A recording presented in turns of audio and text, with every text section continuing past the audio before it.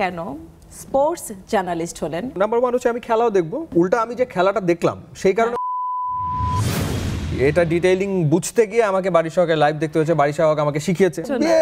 বিয়ে কেন হচ্ছে না, করে ফেলো। 2-3 দিন ট্রাই করেছি তুমি বলার, তারপর দেখলাম আমাদের মধ্যে আপনি কমিউনিকেশনটা বেশি সুন্দর, তো আমরা এটাতে সেটেলড হয়েছি। এখন কেমন যাচ্ছে আর কি সংসার জীবন? বলেন আমি কত সংসারী, আমি কত ভালো, এগুলো বলেন। ওয়ানডে ম্যাচ ফলো করেন, টি20 ওয়ানডে পাওয়ার প্লে থাকে, রাইট? 6 ওভার বা 10 ওভারকে পাওয়ার প্লে বলে। তো বিয়ের যে ফার্স্ট ফেজটা যায় 3 মাস 6 মাস, ওটা হচ্ছে পাওয়ার প্লে। সবচেয়ে ইম্পর্টেন্ট ফেজ শুরু হয় হচ্ছে পাওয়ার প্লের পরে। ওই ফেজটা হচ্ছে খুব গুরুত্বপূর্ণ ফেজ। সিচুয়েশনকে বোঝার চেষ্টা করছে কিনা, লোক দেখানো কিনা বা আমাকে দেখানো কিনা, সেটা আই ডোন্ট নো। থামানোই যায় না। আর কারোর সাথে এত ভালো গল্প জমেনি আমার সাথে যত ভালো হয়েছে। কপালের লিখন না যায় খণ্ডন বলে না কথাটা। আমি ভেবেছি as a senior radio jockey, বাংলাদেশের এফএম স্টেশন ছিল প্রায় গোটা 10। তোমার কেন রেডিও আমারই আসতে হবে? তোমার কেন রক দা টাউনই করতে হবে, যেটা আমার শো? মাছ না খেলে মানুষ আর কি খাবে? চিকেন খায়, মুরগি খায়। দর্শক, ঈদ মোবারক। সবাইকে ওয়েলকাম করছি নেক্সাস টেলিভিশনের বিশেষ আয়োজন কাট অ্যান্ড কাট অনুষ্ঠানে। আজকের অনুষ্ঠানে আমরা যাদের আমন্ত্রণ জানিয়েছি তাদেরকে আপনারা নিশ্চয়ই সবাই চেনেন, জানেন। তাদের কাজ আপনারা প্রতিনিয়ত টেলিভিশনের স্ক্রিনে দেখেন। আমাদের সঙ্গে আছে স্পোর্টস জার্নালিস্ট ফাহিম রহমান এবং আছে আমাদের সঙ্গে মিষ্টি মেয়ে অহনা তাসনিম খান। আমরা দুজনকে স্বাগত জানাচ্ছি। আমার কাছে মনে হয় বিয়ের পর এটাই প্রথম শো আপনাদের। আপনাকে ঈদ মোবারক, দর্শকদের ঈদ মোবারক। প্রথম শো, রাইট? হ্যাঁ, আমরা একসাথে আসলে ঈদ মোবারক, প্রথম শো। ঈদ মোবারক আপনি করে বলেন, তাই না? মুডের উপর ডিপেন্ড করে, কখনো আপনি বলি, কখনো তুমি বলি। তুই কি আমরা কখনো বলি? মনে হয় না। তুই এখনো বলি। আমি মাঝে মাঝে বলতে চাই, কিন্তু আমার আসলে আসে না। ওনাকে আপনি বলার পরে খুব সহজে তুইতে নামা যায় না। এটা আরেকটা ভালো ব্যাপার। আপনি থেকে তুমি পর্যন্ত আসে, যে আপনি থেকে ডাইরেক্ট তুই আসলে ব্যাপারটা কেমন লাগে? আমি তুইয়ের কথা বলছি না, আমি তো আপনিটাই মেনে নিতে পারছি না যে হাজবেন্ড ওয়াইফ আপনি বলছেন। আপনি সুন্দর তো, আপনার ভিতরে একটা কিউটনেস আছে, আপনার ভিতরে একটা রোমান্টিসিজম আছে। ঠিক আছে, ওটাও আছে। আপনি খুব সুন্দর লাগে শুনতে। কম মানুষকে আমি দেখেছি আমার লাইফে দেখা সেকেন্ড পারসন হচ্ছে আপনারা। আমরা শুরুর দিকে 2-3 দিন ট্রাই করেছি তুমি বলার, তারপর দেখলাম আমাদের মধ্যে আপনি কমিউনিকেশনটা বেশি সুন্দর, তো আমরা এটাতে সেটেলড হয়েছি এখন। হ্যাঁ, আমাদের ছোট একটা ফর্মালিটিস আছে, এখানে কাট আছে, ওখানে আনকাট আছে। আমরা কাট থেকেও পিক করতে পারি, আনকাট থেকেও পিক করতে পারি, অ্যাজ ইউ উইশ। তোমরা যেটা। আমার তো এগুলো দেখি ভয় লাগছে। না না, ফাহিম ভাই নিশ্চয়ই ভয় পায় না। ফাহিম ভাই, দুজনের প্রেমে পড়ার গল্পটা কেমন ছিল? বিয়ের প্রস্তাব প্রথমে কে দিয়েছিলেন? কি কারণে মনে হয়েছিল যে জীবন সঙ্গী হিসেবে তাকেই প্রয়োজন? এটা কি আমার বলতে হবে যেটা আমি ঠিক করেছি? আগে ফাহিম ভাই থেকে শুরু করি। আমার মনে হয় ওনার কাছ থেকে ওনার ভার্সনটা আমি শুনতে চাই, আমিও জানতে চাই। আচ্ছা, আমরা দুজনকে চিনি বেসিক্যালি রেডিও আমার থেকে। আমি একসময় রেডিও আমারের আরজে ছিলাম, ও রেডিও আমারের আরজে ছিল, এবং আমরা একসাথে রেডিওতে শো করেছি। সেটা 2016 সালের কথা। 2016 সালে আমরা একসাথে রেডিওতে শো করেছি 1 বছরের মতো, 1 বছরের কিছু কম সময়, 8-10 মাসে এরকম আমরা শো করেছি। তো আমি মূলত রেডিওতে তারও অনেক আগে থেকে কাজ করি আর কি। ও এসছে পরে। তো আমি রেডিওতে আগে কাজ করতাম, তারপরে আমি একটা ব্রেক নিয়ে আমি যখন ব্যাক করি, তো ব্যাক করার পর দেখলাম যে আমি যে শোটা করতাম, যে শোটার নাম ছিল রক দা টাউন, ওই সময় খুবই পপুলার শো, ওই শোটা তখন অহনা করছে। তো আমি যখন আসলাম, তখন আসার পর বলা হলো যে তাহলে এক কাজ করেন। প্রোগ্রাম হেড আমাকে বললো যে ওই শোটা আবার করেন, যে শোটা আপনিই করতেন। তো এই শোটা সবসময় ডুয়েল শোই হয়ে এসছে। সো আমি আর জ্যাকলিন একসময় এই শোটা করতাম। জ্যাকলিনের সাথে শো করার পর তারপরে হচ্ছে অহনার সাথে আমি এই শোটা করি। কিন্তু অহনা আমাকে ওয়েলকাম করেনি। না না, একেবারেই না। অহনা আমাকে ওয়েলকাম করেনি বিকজ হচ্ছে অহনা একা শোটা করছে, একক কর্তৃত্ব নিয়ে শোটাকে। Show was like rock the town, মানুষ চিনছে বেসিক্যালি হচ্ছে। হ্যাঁ, ডেফিনেটলি ফাহিম ওই সময় শো করতো রক দ্য টাউন, রাজু করতো, ফাহিম করতো rock the town, right? So সেই শোতে অহনা এসে শো এখন আমার। তো যখন আবার বলা হচ্ছে যে যার শো ভাই সে তো করবে, তখন হচ্ছে অহনা যে শোটা দিবে না, তখন আর সেই শোতে সে আমাকে নিবে না। সে তখন নার্ভাস, এগুলো হচ্ছে ফালতু কথা। আরো তো একটা আসলে কি অ্যাটাচমেন্ট ছিল, এতদিন আপনি চলে গেছেন, আপনি শো রেখে সেটাকে আসলে অনেক ভালো। তো হ্যাঁ সংক্ষেপে যদি বলি তো ওই আমাদের শুরু আর কি, তো সে আমাকে ওয়েলকাম করেনি শোতে। হ্যাঁ আমি বুঝতাম যে ওয়েলকাম করলে তাকে শোটা নিয়ে যাবেন ওর। সো বেসিক্যালি হচ্ছে সে খুব একটা ওয়েলকাম করতো না আর কি, একটু জড়সড় থাকতো আর কি। তারপর আমি সিনিয়র আর যে এই কারণে আর কি আমি কারোর সাথে তখন কথা এমনিও কম বলতাম। আপনি যখনই দেখবেন এটা বিশ্বাসযোগ্য, সে একজন রেডিও জকি, অনর্গল কথা বলে রেডিওতে, টেলিভিশনে অনর্গল কথা বলে, সে বলে যে আমি কথা কম বলি, এটা হয়। আমি বলতাম আচ্ছা অহনাকে কিন্তু আমরা চিনি, আমরা ফাহিম ভাইকে অনেক অনর্গল কথা বলে না, নন স্টপ কথা বলে, থামানোই যায় না। না না না তা না, ও কিন্তু আমার কাছে যেটা মনে হয় অহনা একটু সময় নেই, একটু সময় নেয়, আচ্ছা যাই হোক, কথা বলতে একটু ধরিয়ে দিলে কিন্তু অনেক আচ্ছা। তো ওই হচ্ছে আমাদের শুরু হলো রেডিওতে, এভাবে আমরা শুরু করলাম। ও আমাকে ওয়েলকাম করছে না, এভাবে আমরা 1 বছর শো করলাম, করার পর ও হচ্ছে চলে গেল আরেক রেডিওতে। আরেক রেডিওতে চলে যাওয়ার পরে তারপরে ফেসবুকে জাস্ট মাঝে মাঝে খুবই রেয়ারলি জাস্ট আপডেট নেওয়ার জন্য কি খবর, হাই হ্যালো, এই পর্যন্তই। আর এরপরে হচ্ছে ও আবার 71-এ আনন্দযোগ একটা প্রোগ্রাম, সেই প্রোগ্রামটা করতে আসলো 6 বছর পরে। 6 বছর পরে যখন করতে আসলো, তো 6 বছর করতে আসার পরে তখন আমরা 71-এর ছাদে শো এর আগে পরে আমরা ওই সময়টাতেই আড্ডা দিতাম, গল্প করতাম আর কি। তো এই গল্প করতে করতে আর কি পূর্ব পরিচিত, তারপরে এই গল্প করতে করতে গল্প দেখলাম যে গল্পটা বেশ ভালো হচ্ছে, ভালোই হচ্ছে। বলেন যে আর কারোর সাথে এত ভালো গল্প জমেনি, আমার সাথে যত ভালো হচ্ছে একটু বলেন। হ্যাঁ রাইট, না গল্পটা ভালোই হচ্ছিল, মানে গল্পটা ভালো হচ্ছিল, রাইট। সো এই কারণে তো আরেকটা ব্যাপার হচ্ছে যে রেডিওর প্রতি একটা ফ্যাসিনেশন ওরও সবসময় কাজ করে, আমারও কাজ করে। আমি টেলিভিশনে এত বছর, কিন্তু রেডিওর প্রতি আমারও ফ্যাসিনেশন কাজ করে, মিউজিকের ব্যাপারে আমাদের আগ্রহ আছে। সো খুব কম বিষয় আছে যেখানে আমরা ডিসএগ্রি করি, খুব কম বিষয় আছে যেখানে আমরা ডিসএগ্রি করি, এবং খুব কম বিষয় আছে যেখানে আমাদের কমন ইন্টারেস্ট কাজ করে। সো আমরা ডিসএগ্রি করি খুব কম বিষয়ে, ঠিক বলছি? হ্যাঁ, এবং খুব কম বিষয় আছে যেখানে আসলে আমরা আমাদের ওই জায়গাটা কমন ইন্টারেস্টের জায়গা, রাইট। মানে এগুলো রিভিল করলেন ওই আলোচনায় ছাদে বসে, তখন মনে হয় প্রতিদিনই ছোট ছোট করে আমাদের কিন্তু অনেক লম্বা 5 ঘন্টার আড্ডা হয়নি, ওই আধা ঘন্টা। সেই 16 সাল আর এবার হচ্ছে 2025 সাল। হ্যাঁ রাইট। সো বিষয়টা হচ্ছে যে এটা আসলে ওই যে কপালের লিখন না যায় খণ্ডন বলে না কথাটা, তো এটা আসলে হওয়ারই ছিল। তো হওয়ারই ছিল বলে হচ্ছে আবারও ঘুরে ফিরে এই প্যাচায় পুচায় রেডিও করে টেলিভিশন করে। বাংলাদেশে কতগুলো টেলিভিশন চ্যানেল আছে, সব মিলিয়ে প্রায় 40টা। তো কেন বাবা তোমার 71-এই আসতে হবে, যেখানে আমি আছি তোমার সেখানে কেন আসতে হবে? আমি রেডিও আমারের আরজে ছিলাম, তো বাংলাদেশের FM স্টেশন ছিল প্রায় গোটা 10, তোমার কেন রেডিও আমারই আসতে হবে? তো ঘুরে ফিরে সেই রেডিও আমারে, তোমার কেন রক দা টাউনই করতে হবে যেটা আমার শো? তোমার কেন 71-এই আসতে হবে? আমি কিন্তু চেয়ে নেইনি, হ্যাঁ সবগুলো আই ওয়াজ অফার্ড। সো এই ঘটনা এরকমই ছিল। তো পরে দেখলাম যে রাইট, সো ঘটনা তো এরকমই হচ্ছে। অফারটা কিভাবে এসেছে কিংবা কে প্রস্তাব দিয়েছিল? ও কঠিন তো প্রপোজাল। এই ব্যাপারে এটা আমি তাকে দিয়েছি। আচ্ছা, এই ব্যাপারে এবং এটা আমি দিয়েছি, আমি দেওয়ার কারণ আমি বলে দিই, এটা হলো এবং উনি আমাকে কোনো প্রেমের প্রস্তাব দেয়নি, যেখানে লেখা আছে বিয়ের প্রস্তাব নিয়ে ওনার সাথে আমার কথা হয়েছে। উনি যখন প্রস্তাব দিয়েছে, উনি সরাসরি কোনো প্রেম বা নানান কিছুর কথা বলেনি, সে বলেছে আই ওয়ান্ট টু ম্যারি। 1 বছর পুরো না হতেই আমাদের বিয়ে হয়ে গেছে। তো ঠিক কয় মাস প্রেম করেছি বুঝতে পারি এখনো, না সেটা তো রিভিল হয়ে গেল যে 1 বছরও না, কম না, রাইট। কারণ বললাম না যে পিছনে এরকম আসছে আর কি, রেডিও আমারে আসছে, আমার শো সেই শো আচ্ছা ফাইভ কিন্তু বলে যাচ্ছে আমার পিছে আসে, এইজন্য আমরা অ্যাকসেপ্ট করলাম।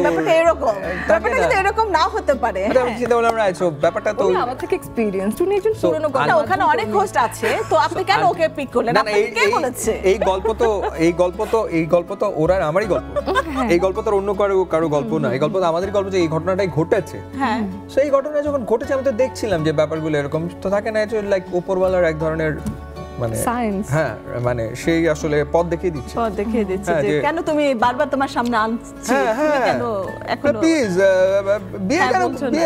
বিয়ে কেন হচ্ছে না, করে ফেলো। আরো অনেক মজার কোশ্চেন আছে।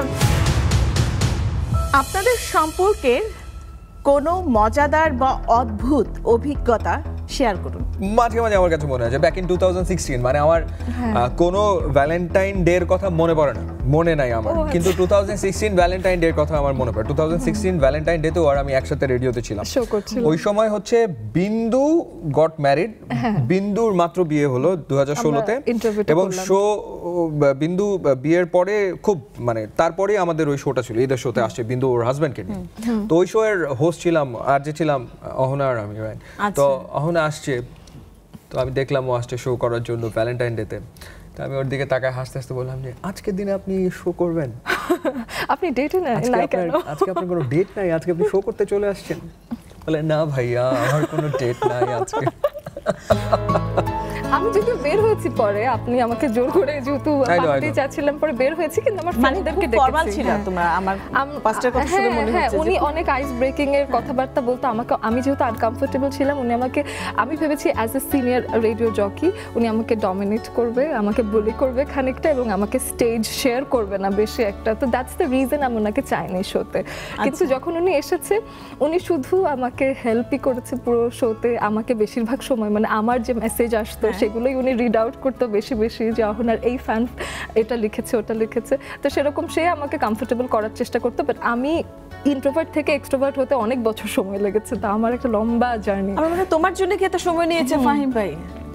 God knows, আমি জানি না কি বলবো ফাহিম ভাই। আমরা পরবর্তী কোশ্চেনে চলে যাই। বিয়ের আগে ও পরে কি কি পার্থক্য লক্ষ্য করেছেন? বিয়ের আগে উনি ফোন দেয়া নিয়ে এত মাথা ব্যথা রাখতো না। ওনার কোন দিন ফোন দিবে কোন দিন ফোন দিবে না এটা নিয়ে ওনার কোনো ঝামেলা নেই। বিয়ের পরে প্রতিদিন ফোন দেয়, বেলায় বেলায় ফোন দেয়। তাই এখন দায়িত্ব নিয়ে কল দেয়, খোঁজ নেয়।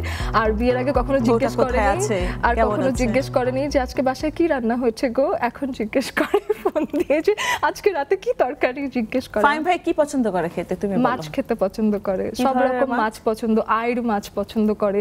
একটা অদ্ভুত তরকারি আছে যেটা উনি খেতে চায়, এখনো বানানো হয়নি, সেটা হলো ফুলকপি টমেটো আলু দিয়ে কই মাছ রান্না করতে হবে। একদম সকালবেলায় সেই ফ্রেশ কই মাছ আসতে হবে, সেই কই মাছ রান্না করলে সেটা হি লাভস।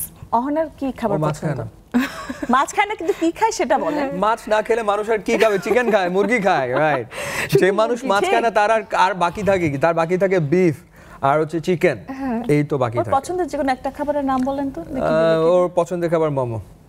মোমো খায়, অনেক একটু পরপর মোমো খাই। মোমো খায় আর হচ্ছে চিকেন খায়, চিকেনের নানা রকম আর আইটেম খায়, যত রকম চিকেন রান্না হয় বিফও খায়, বিফও খায়, বিফও পছন্দ করে, হ্যাঁ সেটা পছন্দ করে।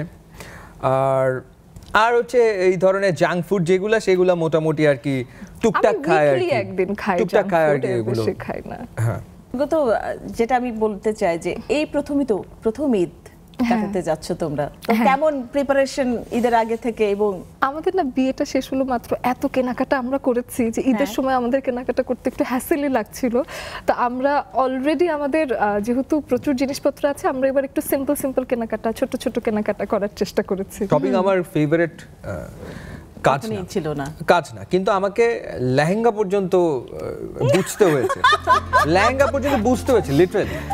প্রথমত হচ্ছে যে যখন হচ্ছে প্রোগ্রামে লেহেঙ্গা পরবে, আচ্ছা রাইট, আমি লেহেঙ্গা তো বিভিন্ন সময় দেখেছি, কিন্তু লেহেঙ্গা কি আসলে, লেহেঙ্গা কাকে বলে, লেহেঙ্গা কত প্রকার, ইন্ডিয়ান লেহেঙ্গার সাথে পাকিস্তানি লেহেঙ্গার পার্থক্য কোথায়, পাকিস্তানি লেহেঙ্গার স্পেশালিটি কি, ইন্ডিয়ান লেহেঙ্গার স্পেশালিটি কি, বাংলাদেশের লেহেঙ্গার স্পেশালিটি কি, কোন ব্র্যান্ডের লেহেঙ্গায় কি ধরনের ম্যাটেরিয়াল ইউজ করা হচ্ছে, কোনটার কি স্পেশালিটি, টপস কেন এইটা এরকম, কেন ওইটা ওই রকম, মানে কেনার আগে এগুলো কি আপনাকে স্টাডি করতে বলা হয়েছে? মার্কেটে গিয়ে করেছে না, যখন হচ্ছে স্টাডি করে কাজ করেন না, ডেফিনেটলি সেটা তো করা উচিত বোধহয় না। সেটা মনে হচ্ছে 16 সাল থেকে 2025 এত স্টাডি করেছেন, পুরো বুঝে শুনে তারপরে বিয়েটা করলেন।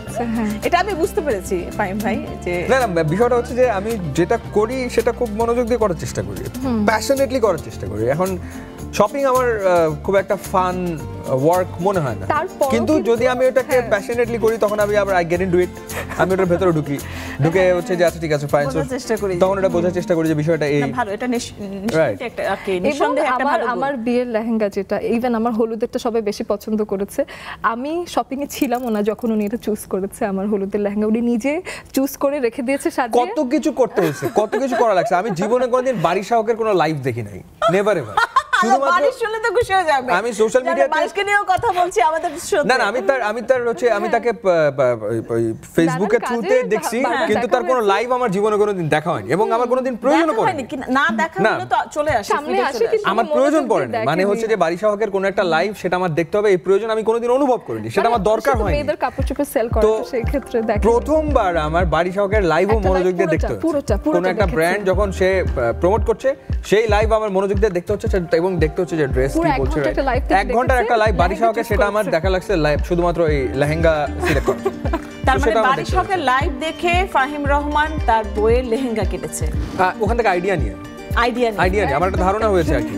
মানে সে যখন একটা ব্র্যান্ডে দেখাচ্ছিল তো সেখান থেকে আমার কিছু আইডিয়া হয়েছে, সো আমি কিছু ব্যাপার বুঝতে পারি। তার আগ পর্যন্ত আমার ধারণা ছিল মিরপুর বেনারসি পল্লী আমার বাসার কাছে, ওখানে গেলেই তো লেহেঙ্গা কেনা হয়ে যাবে, সো ওখানে আমরা গিয়েছি, সো ওখানে গেলেই হয়ে যাবে। কিন্তু এই যে থাকে না যে লেহেঙ্গা কত প্রকার ও কি এটা ডিটেইলিং বুঝতে গিয়ে আমাকে বাড়ির সহকারে লাইভ দেখতে হয়েছে, বাড়ির সহক আমাকে শিখিয়েছে, সো ওই লাইভ থেকে আমি শিখেছি, জেনেছি। বারিশকে অনেক অনেক ধন্যবাদ যদি বারিশ এই প্রোগ্রামটা দেখে থাকে। ওই লাইভ থেকে একটা লেহেঙ্গা নেওয়া হয়েছে এবং বারিশের ওই লাইভ থেকে মানে ওখানে অনেকগুলো সে লেহেঙ্গা দেখিয়েছিল, তো সেখান থেকে একটা লেহেঙ্গা আর কি রাইট। মজার গল্প। আমরা পরবর্তী কোশ্চেনে চলে যাই, কার থেকে নেব না আনকার থেকে নেব? আচ্ছা, একজনের কোনো অভ্যাস যা অন্যজন পছন্দ করেন না, দুজনের মধ্যে কি কি মিল ও অমিল রয়েছে? দুজনের মধ্যে কি কি মিল ও অমিল রয়েছে? আপনি বলেন। আমাদের মিল খুব কম, কারণ আমরা আইডেন্টিক্যাল টুইন না, ও আমার বোন না, সো আমরা সেম জেনেটিক শেয়ার করি না, সো আমাদের ভিতরে মিল খুবই কম, এবং আমি এটাকে মনে করি ভেরি নরমাল। এবং এটাই আমার কাছে মনে হয় যে বিউটি, যে একজন এরকম যার অনেক কিছুর সাথে আমার মিল না, তারপরে হচ্ছে এই ব্যাপারটা অপছন্দের কাজ।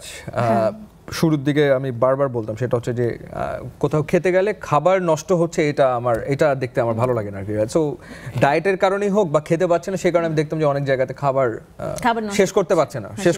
তো সেই অভ্যাসটা থেকে বললাম যে এটা ইমপ্রুভ করা উচিত। আপনার একটা অভ্যাস আছে, সেটা হলো you order too much food. Okay, because I love to eat. তো সেটার কারণে আমার খাবার শেষ হয় না, অতখানি পোরশন আমি খেতেও পারি না। আই ডোন্ট লাইক, মানে খাবার থাকে না যে মানুষ এত কষ্ট করে শুধু খাবারের জন্য, তো কোথাও গিয়ে সেই খাবার যদি নষ্ট হতে দেখতে আমার খুব খারাপ লাগে। দেন যদি এক্সট্রা খাবার রয়ে যায়, আমি সবসময় এটা পার্সেল করে নিয়ে আসি, পার্সেল করি আর মানুষকে দিয়ে দিই, না হলে নিজের বাসায় আবার খাই। দিকগুলো আর অন্য ভালো মন্দগুলো ভালো বলেন, ভালো মন্দ অনেক ভালো দিকগুলো। আচ্ছা, ভালোর ব্যাপার তো ভালো, পাঁচটা ভালো বলবেন। ভালোর ক্ষেত্রে বোঝার চেষ্টা করে, এফোর্ট দেয়, সিচুয়েশন বুঝতে চায়, তো সেটা সবচেয়ে ইম্পর্টেন্ট। এইটা ইম্পর্টেন্ট, এটা সবচেয়ে ইম্পর্টেন্ট। বুঝতে চাচ্ছে কিনা, সিচুয়েশনকে বোঝার চেষ্টা করছে কিনা, দ্যাটস ভেরি ইম্পর্টেন্ট। সো ওই ব্যাপারটাতে হ্যাঁ সে চেষ্টা করে। এখন এটা লোক দেখানো কিনা বা আমাকে দেখানো কিনা সেটা আই ডোন্ট নো, বাট চেষ্টা করে, সেটা আমার ভালো লাগে এবং আমি এটা সবসময় অ্যাপ্রিশিয়েট করি যে এই ব্যাপারটা। আমি কত সংসারী, আমি কত ভালো, এগুলো বলেন। ওকে, হ্যাঁ, যেহেতু আপনারা নববিবাহিত দম্পতি, কেমন চলছে, কেমন যাচ্ছে আর কি সংসার জীবন, যদি বলেন আর কি বউ হিসেবে কেমন সংসারে কেমন কাজ? এইটা ব্যাপারটা হচ্ছে বিয়ে ব্যাপারটাকে আমি এভাবে করে দেখতে চাই, belong to sports industry, right? So বিয়ে ব্যাপারটাকে আমি দেখি, এটা আপনার ধরেন আপনি ওয়ান ডে ম্যাচ ফলো করেন, T20 one day power play থাকে, রাইট? প্রথম 6 ওভার বা 10 ওভারকে পাওয়ার প্লে বলে। তো বিয়ের যে ফার্স্ট ফেজটা যায় 3 মাস 6 মাস, ওটা হচ্ছে পাওয়ার প্লে। সো পাওয়ার প্লেতে একদম ভালো মেনশন করেছে। তো পাওয়ার প্লেতে তো আপনি কি করবেন? পাওয়ার প্লেতে ডেফিনেটলি আপনার পাওয়ার প্লেতে রান হয়, প্রচুর রান হয়, কারণ ফিল্ডাররা সব হচ্ছে ভিতরে থাকে। তোমার জামাই আসলে কি বলবো, কি লেভেলের ইন্টেলেকচুয়াল, কি লেভেলে স্টাডি করার লোক সে, পাওয়ার প্লে হিসেবে। না এটা তো আমি একমত, অবশ্যই। কিন্তু সবচেয়ে ইম্পর্টেন্ট ফেজ শুরু হয় হচ্ছে পাওয়ার প্লের পরে, যখন আপনি বাউন্ডারি খুব সচরাচর পাবেন না, তখন সিঙ্গেলস ডাবলস নিয়ে ইনিংসকে বড় করতে হয়। সো ওই ফেজটা হচ্ছে খুব গুরুত্বপূর্ণ ফেজ, রাইট? সো ওই ফেজে ডিপেন্ড করবে যে ইনিংসটা কত সুন্দর এবং কত লম্বা হচ্ছে এবং কত স্মুথলি যাচ্ছে, হ্যাঁ, রাইট। সো তো যে কোনো বিয়ের ক্ষেত্রে আমার কাছে এটাই মনে হয় যে কোনো বিয়ে বা যে কোনো রিলেশনশিপের ফার্স্ট যে ফেজটা যাবে, দ্যাটস পাওয়ার প্লে। সো ওটা ওরকমই যাবে, পাওয়ার প্লেতে যেটা হয় এক্সাইটমেন্ট অনেক বেশি থাকে, 4 ছক্কা হতে থাকে, রাইট? সো এগুলাই চলতে থাকে, হ্যাঁ, নানা রকমের এফোর্ট দেওয়ার চেষ্টা থাকে, সো এটা হয়। কিন্তু সবচেয়ে ইম্পর্টেন্ট হচ্ছে তার পরেরটা, পাওয়ার প্লের পরেরটা, যখন আসলে একজন ব্যাটসম্যান বা একজন ব্যাটার সে যখন সিঙ্গেলস ডাবলস নিয়ে ইনিংসকে বড় করতে থাকে, ওইটা হচ্ছে গুরুত্বপূর্ণ ব্যাপার, গুরুত্বপূর্ণ ফেজ। তো সেখানে এফোর্ট আরো বেশি দিতে হয়। 4 মারতে এফোর্ট লাগে না, 4 তো ব্যাট চালা দিলে 4 হয়ে গেল। 2 রান নিতে গেলে 22 গজকে 2 বার যাওয়া আসা করতে হয়। সো এফোর্ট হচ্ছে ওই ডাবলস এবং সিঙ্গেলস নেওয়ার ভেতরে। সো ওই কারণে বিরাট কোহলি পৃথিবীর অন্যতম সেরা ব্যাটসম্যান, কারণ বিরাট কোহলি ওই সিঙ্গেলস ডাবলস নেওয়ার ক্ষেত্রে বাকিদের থেকে আলাদা। ওকে, ডিফিকাল্ট হয়ে যাচ্ছে। আমার মনে হচ্ছে যে কি ধরনের নার্সিং এ তোমাকে থাকতে হবে, আমাকে স্পোর্টস জার্নালিস্ট আর কি এক্সপেক্ট করব লাইফটাকে। এই যে আর ভাইয়া যে মেনশন গুলো করলো যে আসলে সিমিলার, তো আসলে হ্যাঁ, ডেফিনেটলি সিমিলার। যে আর তোমার কাছে আমার যেটা মনে হচ্ছে যে অহনার যে কি হবে আর কি, এত আমার তো কঠিন লাগে না। শুধু এই যে আমি কি উনার খারাপ দিকগুলো বলবো না? অবশ্যই বলবো। হ্যাঁ, গো ফর ইট প্লিজ। তো উনার ভালো দিক আর খারাপ দিক একটাই, সেটা হলো ডিটেইল ওরিয়েন্টেড। উনি খুবই ডিটেল ওরিয়েন্টেড, সবকিছুর ওনার এক্সাক্ট আনসার লাগে। তুমি আমাকে দুটো আনসার দিবেন, আমি যদি ওনাকে অপশন শর্ট করে এটা ছোট দেই যে এই দুটোর মধ্যে একটা কাজ করলাম, একটা জাস্ট ওয়ান একটাই লাগবে। সো এটা সময় সেভ করে, সেই ক্ষেত্রে এটা খুব ভালো দিক ওনার। কিন্তু এটা মাঝে মাঝে আমার মতো কনফিউজড মানুষের জন্য খুব কঠিন হয়ে যায়, কারণ আমি ইনস্ট্যান্ট ডিসিশন নিতে পারি না, আমার সময় লাগে। আচ্ছা, হ্যাঁ, তো এটাই ওনার ভালো দিক খারাপ দিক এটাই। বাট ভালো হিসেবে উনি একদমই রাগারাগি করে না, মাথা প্রচুর ঠান্ডা। ওনার সাথে যদি আমি পায়ে পাড়া দিয়ে ঝগড়া করি তা উনি আমার সাথে ঝগড়া করবে না। এই ব্যাপারটা কিন্তু অনেকেরই থাকে না। আমাদের যেটা হয় কিনা আমরা কিন্তু খুব আসলে খেপে যাই, খেপে গিয়ে বাজে বিহেভিয়ার গুলো করে ফেলি। আমি সেই জায়গা থেকে আমি ফাহিম ভাইকে হয়তো নতুন করে চিনছি, কারণ অহনা তো আমাদের নেক্সাস টেলিভিশনের উপস্থাপক। সো অহনাকে আমরা বহু বছর থেকে দেখছি, আমাদের পরিবারের একজন। তো অহনাকে আসলে মনে হয় একটা বিড়াল পায়ে একটা আসছে, একটা বিড়াল আসছে, চুপচুপ খুব আস্তে আস্তে আসবে, কথা আস্তে আস্তে বলবে। উনি আমাকে ভাবে চেনে না, একটু ইন্ট্রোভার্ট। হ্যাঁ, কথা বলবে না যেটা না, যখন তাকে কথা বলার ক্লুটা দিবেন তারপরে ওই যে পাওয়ার প্লে শুরু হয়ে যাবে। আমরা পরবর্তী কোশ্চেনে চলে যাই। খেলার প্রতি আপনার পছন্দের পার্থক্য কি কখনো ঝগড়ার কারণ হয়ে থাকে? না, ও ব্রাজিল ফ্যান।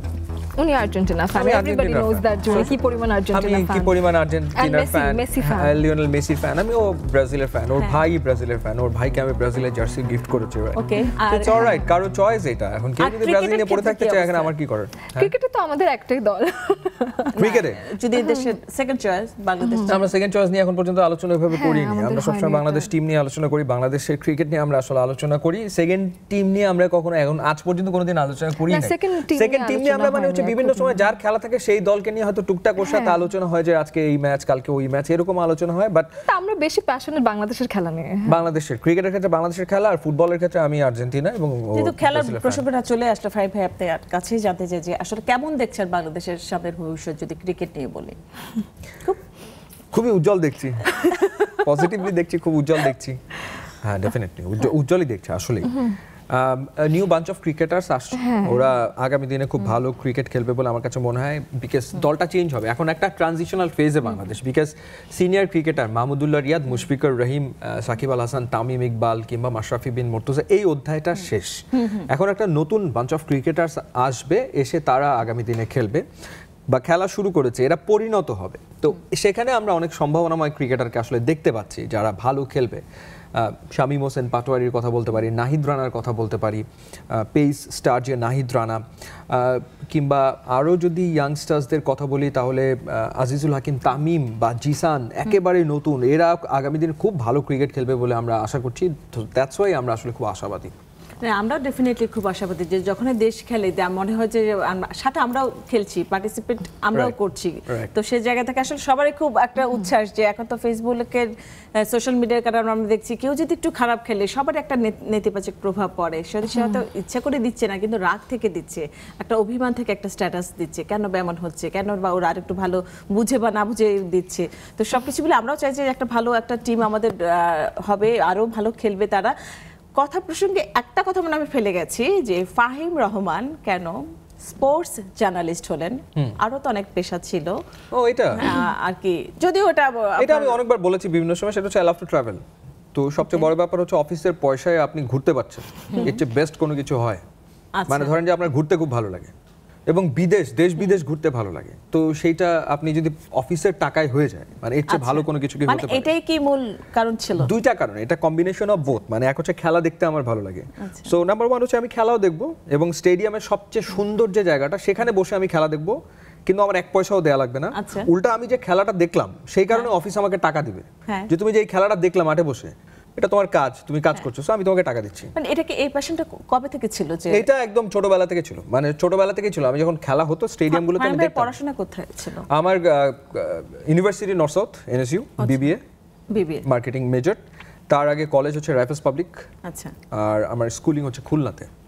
তো খুলনা, এরপরে রাইফেলস পাবলিক, তারপরে এনএসইউ। তো স্পোর্টসের ব্যাপারে আমার প্যাশন সবসময় ছিল, ওই ব্যাপারটা ছিল। কারণ হচ্ছে যে খেলা দেখা, বা আমি নিজেও খেলতাম টেবিল টেনিস, আমি এখনো খেলি ইনফ্যাক্ট, এবং খারাপ খেলি না, ভালোই খেলি। তো ওই খেলা দেখা এবং হচ্ছে ঘোরা, সো এই ব্যাপারটা আমি ছোটবেলা যখন টিভিতে খেলা দেখতাম, ওই স্টেডিয়ামগুলো দেখে দেখে আমি তখনই আমি চিন্তা করতাম যে ওয়াও, লর্ডসে খেলা হচ্ছে, লর্ডস ওভালে খেলা হচ্ছে, এজবাস্টনে খেলা হচ্ছে, মারাকানা স্টেডিয়ামে খেলা হচ্ছে, মেলবার্নে খেলা হচ্ছে, সিডনিতে খেলা হচ্ছে। তো তখন থেকে আমার ওটা মাথায় চলে যায়, রাইট, এইখানে খেলা হচ্ছে, এখানে এত মানুষ খেলা দেখে, আমি ওখানে কেন যাব না, মানে ওখানে বসে আমি কেন খেলা দেখবো না। সো এই যে ভাবনাটা ছোটবেলা থেকে ছিল, সো ওই ভাবনাটাই আমাকে আস্তে আস্তে আস্তে আস্তে বিল্ড আপ করতে থাকে, রেডি করতে থাকে, মানে এবং এটা আমার ড্রিমে পরিণত হয়। সো ড্রিমে থাকে না যে ব্রায়ান লারা, আমি শুনতাম যে Caribbean player Brian Lara west ইন্ডিজে ক্রিকেট খেলছে, এই মাঠে এত রান করেছে।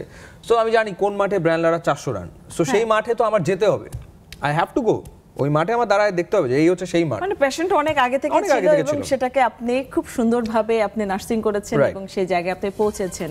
এবং আপনাদের দুজনেরই আগামী দিন অনেক সুন্দর হোক, দুই জনপ্রিয় উপস্থাপক, এবং কি বলবো যে আমরা আজকে আপনাদের পেয়ে অনেক ভালো লাগলো। সামনের দিনগুলো অনেক মসৃণ হোক, সুন্দর হোক। ঈদ মোবারক। ঈদ মোবারক আপনাকে, ঈদ মোবারক দর্শকদের, ঈদ মোবারক। ঈদ মোবারক। দর্শক, আজকের আয়োজন এখানে শেষ করতে হচ্ছে, দেখা হবে আগামী আয়োজনে। সে পর্যন্ত সবাই অনেক সুন্দর থাকবেন, নিরাপদে থাকবেন। ঈদ মোবারক।